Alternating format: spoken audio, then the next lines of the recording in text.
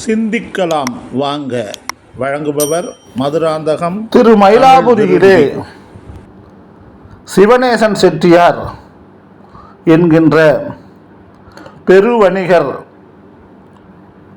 பல்வேறு செல்வங்களுக்கு அதிபதியாக விளங்குகின்ற மிக பெரும் செல்வந்தர் வாழ்ந்து வந்தார்.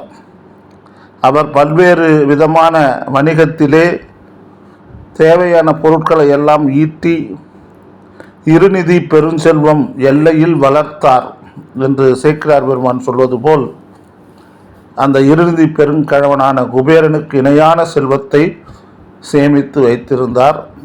அவருக்கு திருமணமாகி மனைவியும் இருந்தார்கள். சிவபெருமான் மீது மாறா பற்று கொண்டவராக சிவநேசன் செட்டியார் இருந்தார். கற்றைவார் சடையினருக்கு அன்பராக இருந்தார்.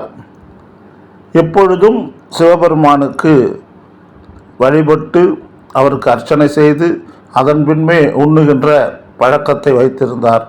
அதுபோல சிவன் அடியார்களை தன் இல்லத்திற்கு அழைத்து அவர்களை உணவிட்டு அவருக்கு தேவையான பொருட்களை எல்லாம் கொடுத்து பணமோ துணியோ மற்றும் தேவைகளை எல்லாம் பூர்த்தி செய்து சிவனடியார்களை என்றும் தொழுது ஏற்றி வந்தார். அதுபோல சீர்காழியிலே பிறந்து பார்வதியினுடைய முளைப்பால் உண்டு சிறப்பான பெயர் பெற்று விளங்கி வந்த அந்த சீர்காழி பெருமான் திருஞான சம்பந்தருடைய பெருமைகளையும் கண்டு மகிழ்ந்து அவர்பாலும் மாறாது பற்று கொண்டிருந்தார். சீர்காழியிலே இருக்கின்ற அந்த ஞான சம்பந்தருடைய பெருமைகளெல்லாம் அங்கிருந்து வருகின்ற வணிகர்களும் அடியவர்களும் கூற கேட்டு மகிழ்ந்து வந்தார். இவர்களுக்கு ஒரே ஒரு குறை, நீண்ட நாட்களாக மகப்பேறு வாய்க்கவில்லை.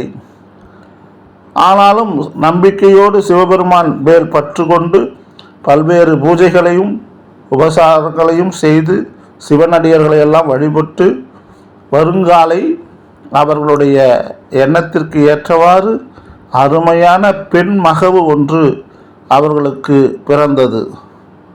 சிறப்பான முறையிலே அந்த குழந்தை உரிய நேரத்திலே பிறந்த அந்த குழந்தைக்கு ஜாதகமெல்லாம் கணித்து அந்த குழந்தையினுடைய அழகிலே அவர்களெல்லாம் மயங்கி பூம்பாவை என்னும் பெயர் வைத்து அந்த குழந்தைக்கு பட்டு ஆபரணங்களை எல்லாம் பூட்டி நவரத்தின மாலைகளை எல்லாம் அணிவித்து கால்களுக்கு தேவையான அந்த பொற்தொடியினை அணிவித்து பல்வேறு அணிகலன்களை எல்லாம் அணிவித்து மகிழ்வித்து வளர்ந்து வந்தார்கள்.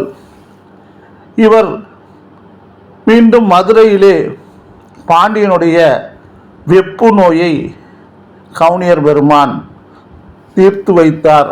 வெப்பு நோயை என்கின்ற செய்தியையும் கேட்டார்.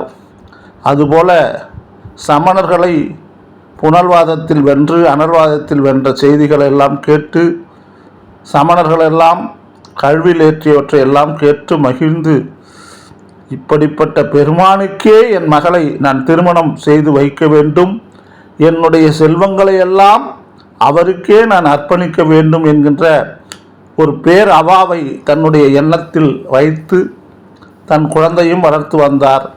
அந்த சீர்காழி பெருமானையும் மனதிலே தன் மருமகனாக பாவித்து அவருடைய அருமை பெருமைகளை எல்லாம் கேட்டு மகிழ்ந்து வந்தார்.